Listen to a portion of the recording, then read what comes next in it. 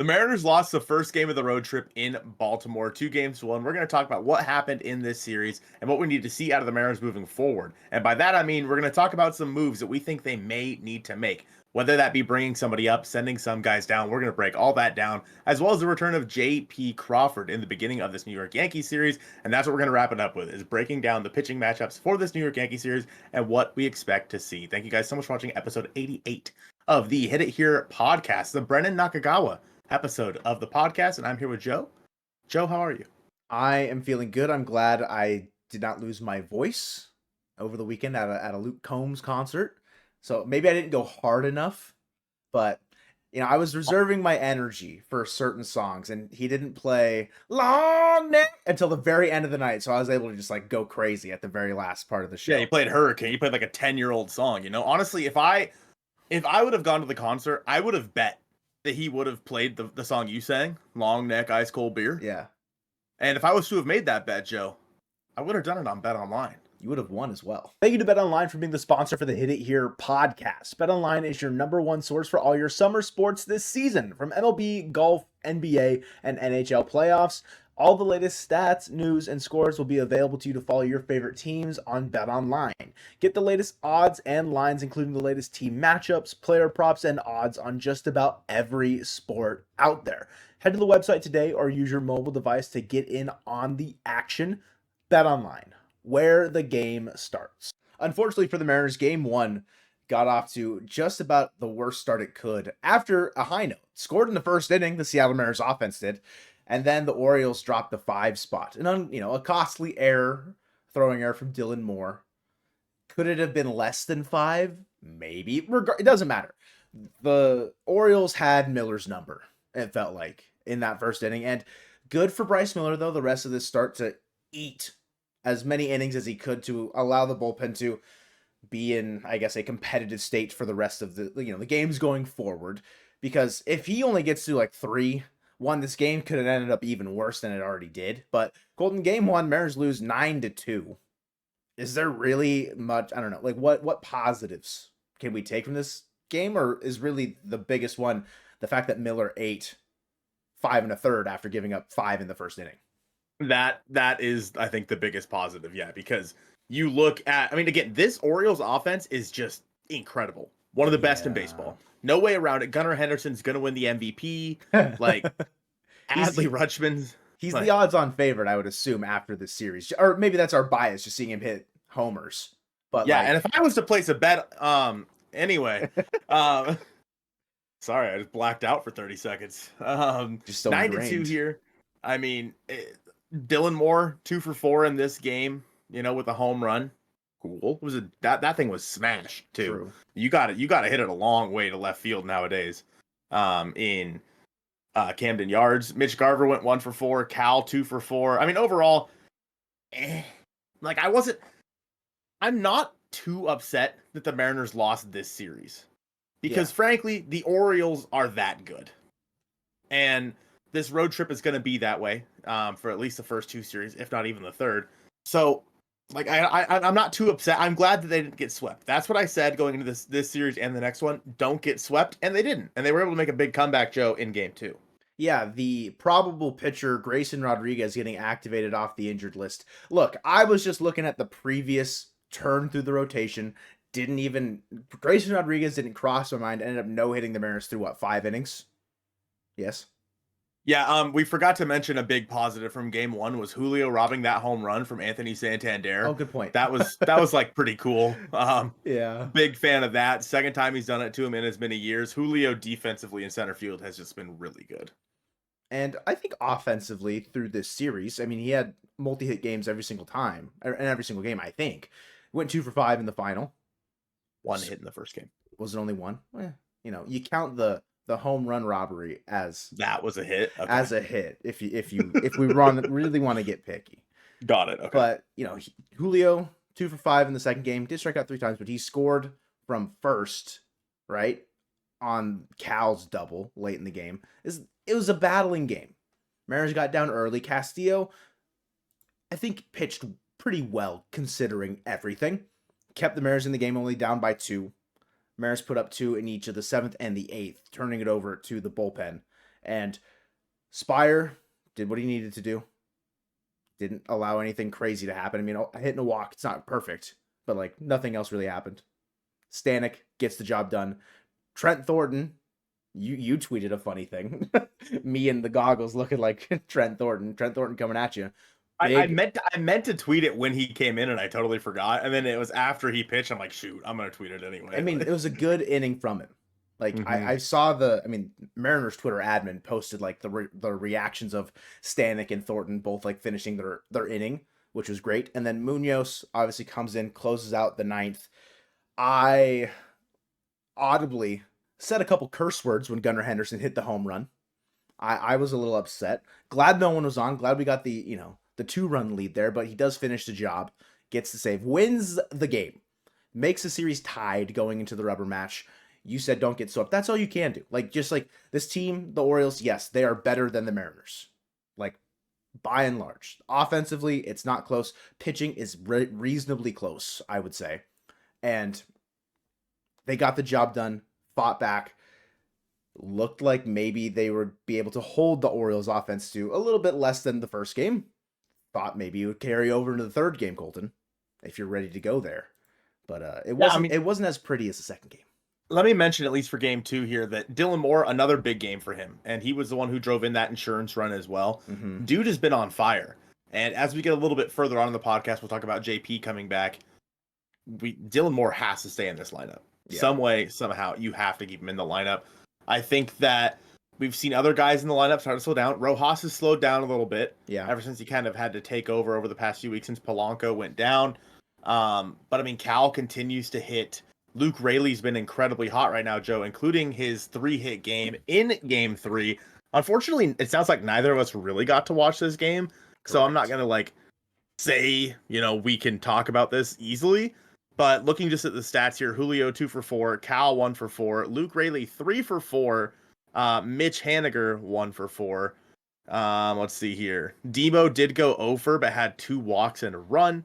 Luis Urias had 2 hits, and George Kirby, Joe, I think is kind of the big storyline here. 9 hits, 5 earned, and only 3 Ks, Joe. Yeah, it's from what I saw on just general discussion on Twitter is that he wasn't able to hit his spots nearly as well as he normally can. And that's been kind of it's a coin flip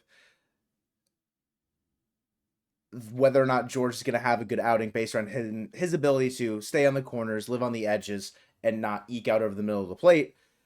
When that is happening, and if it's happening against a team like the Orioles, you can get away with it against some other teams. Limit their hard contact because, one, the team is just offensively not very sound. This Orioles lineup, top to bottom, they're good. 9 hits for George. You know what was going to happen. Like, if he stays in and around the zone, you mentioned it a ton. That's his kryptonite. He stays in and around the zone. If they're expecting that and he doesn't have his best stuff, they're going to capitalize on it. Opposite him on the mound, Corbin Burns, guy that I thought we would dodge, but normal amount of rest for him. Struck out 11 Mariners in this game. Went 6, struck out 11, gave up 7 hits. So the Mariners had their chances, I think, slapping hits around. Just they didn't all kind of happen all at the same time. I know Luke Raley, he had a chance for a 4-for-4 day, but Colton Cowser actually robbed him, make it like a diving play. Oh, did he really? I guess. Covered like an absurd amount of ground to make the play. I saw just the 2 screenshots of when the ball was about to hit the ground and when it went into his glove, and it looked like a pretty nutty play. But yeah, the third game, it didn't start out great. The Mariners looked like they maybe had a little bit of life, only down by 2 after the 7th inning, but Cody Bolton does allow another run for the Orioles there. Kirby Snead in the first game had an awful outing. So it's like the bullpen, you're starting to see, not even starting. We knew the kinks in the armor were eventually going to come. Like, it was bound to happen that, like, this bullpen is not going to be impenetrable. The pitching staff is not going to be superb every single time out. Sure, there's only 1 run from Cody Bolton, but if it's a 5-3 game, that looks a little bit more attainable than 6-3 going through the bottom of the ninth. I mean, they didn't do anything with it, but looking at it from the perspective of someone who didn't get to watch the game, getting that run for the Orioles in the 8th seems like it loomed large for the Mariners batters in the 9th. Yeah, I mean, at the same, I think when you look at this game, you're facing Corbin Burns. Mm-hmm. Like, in my opinion, he is probably the Cy Young favorite. in the American League. Like, he's that good. And for the Mariners, we know how not great the offense is. The fact they were able to actually scrape out 7 hits against him, I think is encouraging. How many innings did he go? Did he go 6? 6. So another game where they didn't allow the starting pitcher to get into the 7th, but I'm sorry, to get through the 7th. Looking at this Mariners offense, so against Corbin Burns, I mean, it's kind of hard to like see how they. Grace Rodriguez was good. Don't get me wrong, but Corbin Burns is just straight up that guy. Like, he is just straight up one of the best pitchers in the American League, and the Mariners kind of found out why. He was able to limit the damage. He was able to spread the hits out across his 6 innings, and again, this is a series that I'm not upset that they lost. Cool. Mariners went 1-2 in this series. It's not the end of the world. They're still in first place. And yes, obviously we would like them to take more advantage of the position that they're currently in and kind of run away with this thing. But with the way this lineup is constructed right now, Joe, I don't know if that's necessarily a possibility, because right now they're basically playing 2 guys down. Yes. In the lineup right now, with Jorge Polanco not going on the injured list for some ungodly, stupid reason. I don't understand why he's not going on. It's been like 8 days. You can't just put him on the 10-day. Yeah, I don't know. And then Leo Rivas obviously never starting. Yeah, and Sebi starts once a week. I think reasonably so. He hasn't looked that good in his opportunities, but it's a hard position to be in for Sebi Zavala to try and come up and make an impact. You're saying Leo Rivas, you're saying Jorge Polanco. Like, Colton, it sounds like there might be some moves that you want this team to make internally. I have one just off the top of my head. Go ahead. Since you're gonna take the bulk of this, I mentioned Sebi. I've been saying it probably since the beginning of the year. If he's not doing anything by middle of May, he's gone. You bring up Blake Hunt, who's hitting pretty well in Tacoma, hitting 293, had like a big stretch like a week and a half ago. I don't know particularly if he's slowed down a ton, however it's working, but I would assume he can't look any worse than Sebi Zavala. That would be one of my first things to maybe try and just bring up some new life into this team. And it's a guy that, sure, he's going to play probably the same role, but if he looks a little bit more competent at the plate, you might feel more comfortable giving Cal an extra day off, because you're grinding him into the dirt. They did it last year. They're going to have to do it again this year if they don't get anything out of Sebi. Maybe they can get something else out of Blake Hunt. DFA Sebi, bring up him. That'd be my first thing. And I didn't actually even have that on my list. So that's a really good shout, because I know that I mentioned that in like a video like a week or 2 ago, but it's just over my head now. Totally forgot. So. I don't know if it's like fully necessary, but like just looking at it from like an outsider's perspective, like what's going on, like what harm would it do other than you lose a little bit of catching depth for the here and now? But if he provides something, it's better than I think what Sebi's giving you. So for me, like I said, why is Jorge Polanco not going on the injured list? Yes. He was over there apparently in game 3 testing his hamstring. I don't care. At this point, if you were to have been able to have retroactively put him on the injured list, like to whenever this injury occurred, he'd be back in like, he could be eligible to be back in like 2 days. Now it's like prolonging it. Yeah, and so you're playing a man down on your bench, which screws you in every single game since he got hurt. Because now you can't bring somebody. I mean, we had to see Ty France go play second base, for God's sake. And he looked good doing it. I think the thing, though, is you could easily slide Dylan Moore to second and have Rivas go to short. Or, I mean, short and second aren't that different. Put Rivas at second. Like, what is their... why are they so apprehensive to play him if they brought him up when JP went? Like, I don't understand why he's on the roster if he's not going to play. And so 2 guys that are hitting well down in AAA Tacoma, and I'm not necessarily saying that these guys come up and if they put Polanco on the injured list, I'm not saying these guys would go play second base, but Michael Chavis and Nick Solak are both hitting pretty well down in AAA. I see no reason why the Mariners shouldn't bring them up, other than the fact that they would be afraid to lose them if Polanco comes back, JP comes back, and these guys then have to get DFA'd. Yeah. Oh no, like I don't care. Like, you're playing a man down, 2 men down right now, because you're not playing Leo Rivas, you're not playing Jorge Polanco. Right now in 2024 for AAA Tacoma, This is Michael Chavis. He's hitting 296, 377, 493. He has 6 home runs, 22 RBI. He struck out 31 times in 142 plate appearances, which isn't great, but Yeah. I mean, nonetheless, he's raking down there. He can play a corner infield spot for you. Actually, I think he's been playing third so far this year. Let's see. Yeah, he has 229 innings at third base so far this season, and 9 at second base. Oh, and 54 at first base. Yeah, so he There you can go. kind of move around the infield. And aside from the final game against Baltimore, Urias has been struggling a little bit given his more everyday kind of role as Polanco's been injured, air quotes. But I agree both of those guys could be more serviceable to you if you're willing to use them in, say, pinch hit opportunities or just a spot clear. Because if you're giving Rivas no playing time, sure, you don't have another backup shortstop. But when you get JP Crawford back, then a move can happen there because you still have Dylan Moore, you have JP Crawford, and then you put Polanco on the IL, you send Rivas down, you can bring up one of those guys. I think both of those would be sound options just to, again, if someone's hitting well down in Tacoma, there's no reason to not give them a shot. I mean, we saw them just let Jake Shiner just sit down there in Tacoma the entire year last year and rot. I wouldn't say rot. He was thriving down there, but, you know, in the sense of like they just never utilized any part of his hot bat throughout any part of the year. So I don't know. It's interesting. It's interesting why what they're doing there. I'm a little confused. It took them forever to call up Mike Ford, and he was a pretty big part of this team for quite a while last summer. Nick Solak, he's an outfielder, played the corner outfield spot, so not a huge addition. Yeah. But at the same time, it's a bat on the bench where Leo Rivas isn't, because you would feel more comfortable batting Nick Solak in a pinch hit opportunity than Leo Rivas. Solak's hitting 291, 380, 443. He has 3 home runs, 17 RBIs. He struck out 14 times in 79 at-bats. So, I don't know. It's like you look at these two guys specifically, and the Mariners' offense, it blows right now. It blows. That's so funny. Yeah. Like Polanco is out. Leo Rivas isn't playing. Luis Urias has not looked good. Go do something about it. And again, I am not upset with how the Mariners are playing right now, personally. They've played great. They've won 8 of their last 9, well, now 8 of their last 10 series.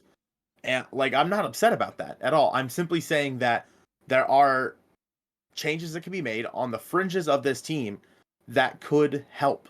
And that includes the bullpen right now with another guy like Carlos Vargas, who has been pretty good and has worked out some of his kinks with his walk percentage. So far in 2024, he has a 2.51 ERA in just 14 innings. He has a 2.26 average against with a 1.26 whip, which isn't amazing.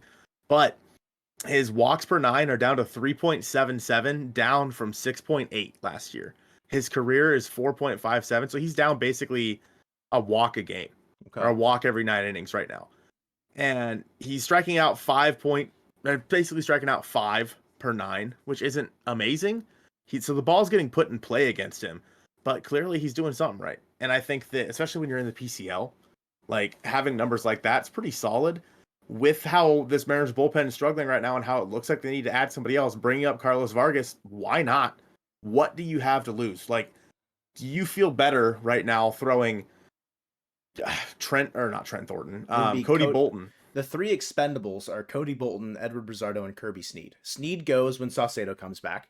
I think Bolton and Bizardo can all be used interchangeably with a guy like Carlos Vargas, who I will say is on the short list of guys that you can probably call up and give a couple innings to, see how it goes. If he turns out well, like he's able to locate, great, because you know what his stuff can do. He's got electrifying stuff, saw it all over spring training. It's just, can he command it? That's the big issue. And it sounds like it's calmed down a little bit.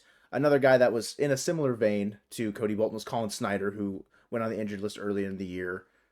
He's temporarily on the inactive list is his latest transaction with Tacoma as of the 16th. But in returning to Tacoma May 1st, he pitched in 6 games through May 15th to a 2.57 ERA.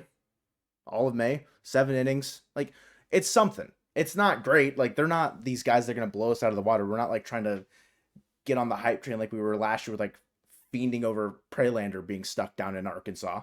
Like, it's not that situation, I don't think, with the bullpen how it is right now, or the guys that we have in-house to replace some of the ones on our major league roster that aren't particularly looking super sharp. I know Matt Festa just got, I think, DFA'd or released. I can't remember whichever one it works, but it was from San Diego. It's a guy that if the Mariners are like, hey, we don't know what we've got in-house right now, let's go out and see if we can get something out of Matt Festa again. It worked a couple years ago. Why not try it again? But yeah, the bullpen definitely needs a little bit of assistance going forward. So speaking of guys coming back, Joe, J.P. Crawford is allegedly, or probably has landed by now, landed in New York for this Mariners series against the Yankees. That's not to say that he is going to be with the team at the start of the series. Maybe he's just flying there prepared to be activated if he needs to be. But J.P. Crawford looks like he's about ready to make a return, Joe. Also, just to mention that Jonathan Clase was in the clubhouse today. Taxi squad gang. That doesn't really mean anything. But he was in the clubhouse, so it's worth mentioning. But Joe, J.P. Crawford might be back at the beginning of this series. How big is that for this team? I think just in terms of where their mental is at, coming off a tough series loss, they had to battle against a team like Baltimore. Getting your captain, your in-game, your clubhouse leader, getting him back just on the field with you, I think would be such a huge morale boost. Yes, JP was not having the best start to the 2024 season. However, it's hard not to see like what he can bring out of certain guys. Yes, when the team was back home playing against Kansas City and like JP's just in the dugout, just rooting guys on, just going crazy over there, just in his hoodie, that you can see like the impact that he brings. So being able to get him back on the field, I think it'll be massive. Allowing Dylan Moore to go roam in the outfield or maybe go over to second base, like if certain guys need days off, however it works, it allows your lineup, one, it gets lengthened, not your bullpen, that's not how this works. Your bench starts with a B, gets deeper because you're not having to use some of these guys that should be in more platoon or spot start opportunities. You don't have to use them every day. Now you've got your maybe returning to leadoff spot if Rojas is cooling down guy and JP Crawford coming back. Colton, I'm excited for when JP returns to the field, regardless of however 2024's look so far. So that means, Joe, he might be back in this lineup versus the Yankees in game 1 against Marcus Stroman. Now, Stroman has spent most of his career in the National League. So like the Mariners haven't faced him a bunch. But you did have numbers, right? Pulled up about how he's been against this Mariners team. Yeah, so he's only faced like the current Mariners roster have only taken 39 plate appearances against Marcus Stroman. He's currently putting up a 10.3 K percentage, so he struck out about 4 batters probably. 15.4 walk percentage, so a little bit more than that. So he's not looked particularly sharp, but this team is also only batting 161 against Marcus Stroman. So not a lot of offense has been put up against him. But this is also, I think, the first time that he's never pitched for the Yankees before. It's the first time that he'll be pitching in Yankee Stadium, a very known hitter-friendly park. The Mariners offense and their left-handed batters that are hot right now, like Cal, Luke Raley, Josh Rojas. I say hot right now, but Rojas, when he's playing well, he can slap the ball around. I think taking advantage of that short porch against Stroman, a guy who doesn't throw particularly hard either, I think the Mariners can hopefully get to Stroman. He's looked okay this year. Like there have been ups and downs. I think he's put up like a mid threes ERA for the Yankees so far. But I had him on my fantasy team, one of his blow up starts, and I was pissed. So I know he hasn't been sharp every single time out there.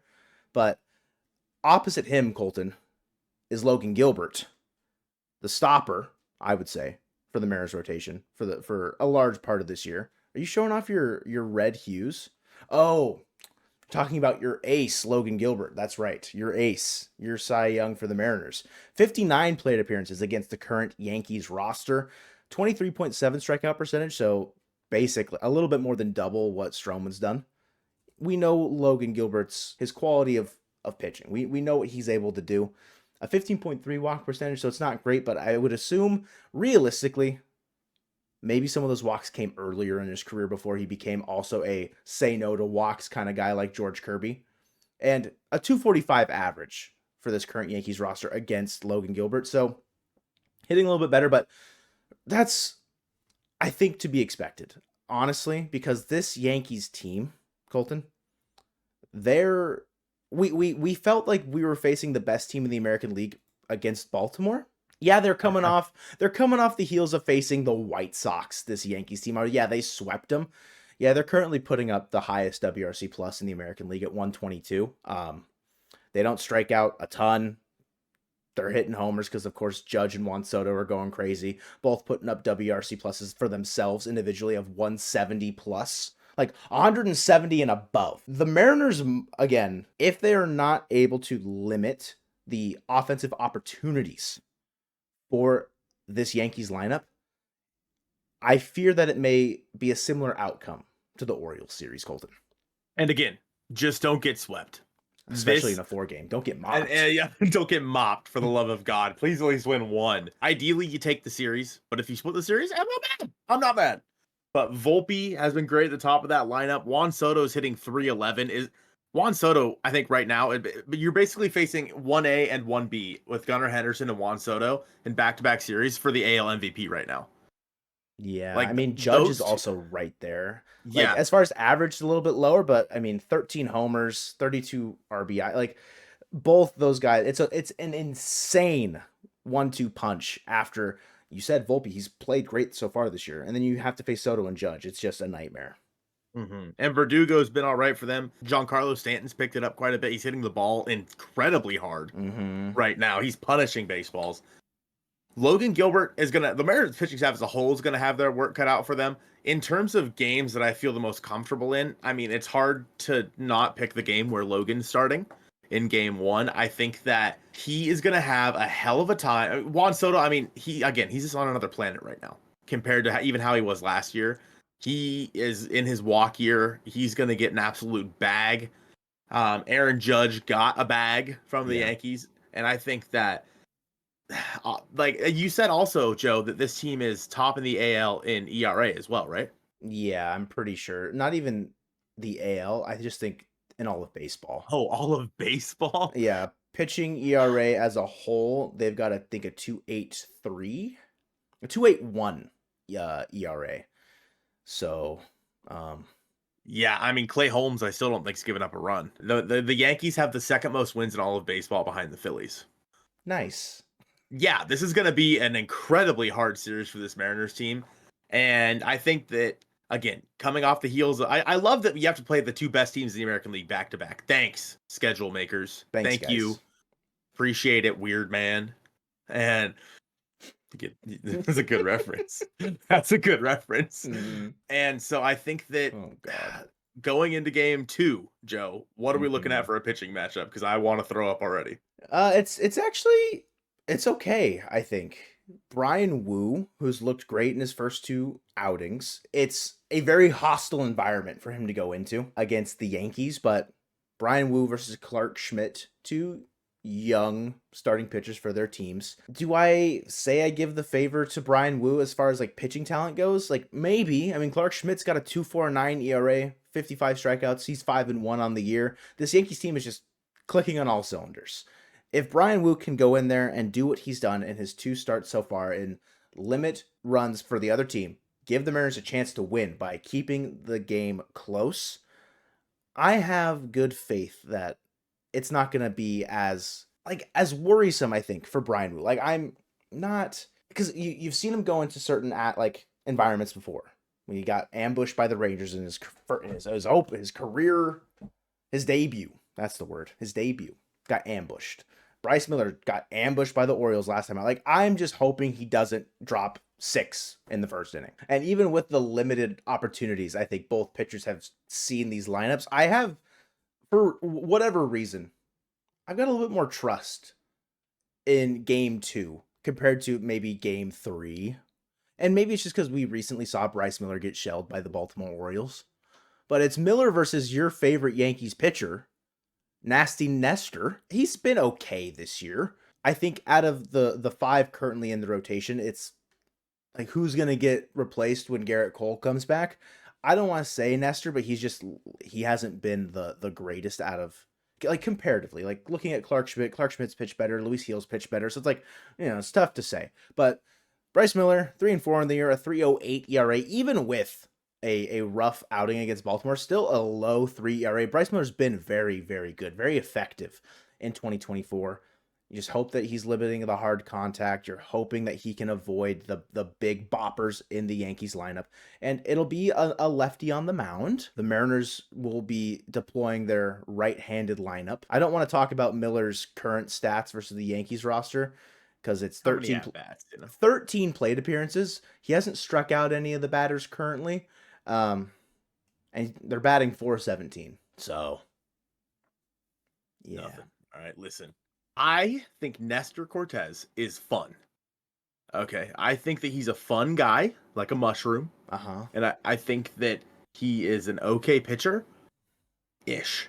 But I've said it before, and I'll say it again. The only moment in his career, because he used to be a Mariner, guys. For those of you who don't remember, Nestor Cortez used to be a Mariner. The only thing I remember from when he was a Seattle Mariner is him doing one of his funky little wind-ups, being all cute, and then he throws the ball to Albert Pujols, and Pujols launches a massive home run and just watches it. And that is stained in my brain about Nestor Cortez, so I hope that happens. I hope it's like Mitch Garver. No, I hope it's Julio. I hope it's Julio. Julio needs it. Just an absolute tank of a home run in Yankee Stadium off of Nestor when he does his thing. Let's see it happen, Joe. But I'm all in. Tell me about Game 4. Luis Castillo. We got the battle of the Luises.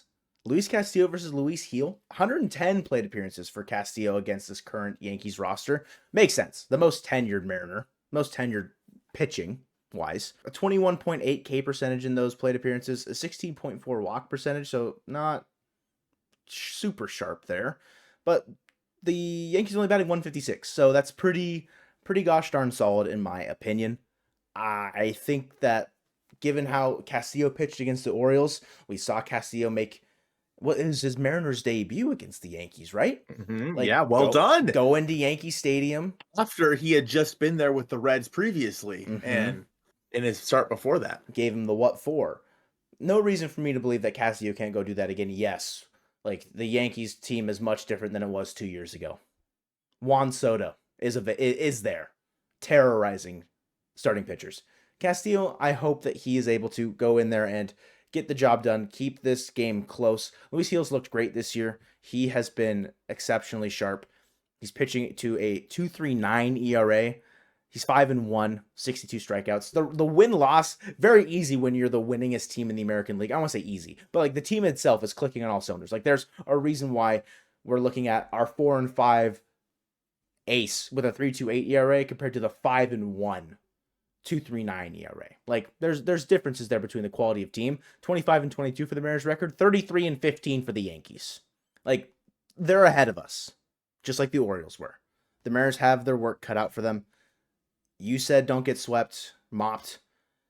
Going back, you wanted the Mariners to finish this road trip 500. If they do not split this series, that means they have to sweep the Nationals to finish out the road trip. You have to try and take 2. And sure, you're going to try and win every single game. Duh. No duh. But looking at the way the teams are currently stacked up, splitting this series feels like we honestly might be asking just a teensy bit too much, which is tough to say.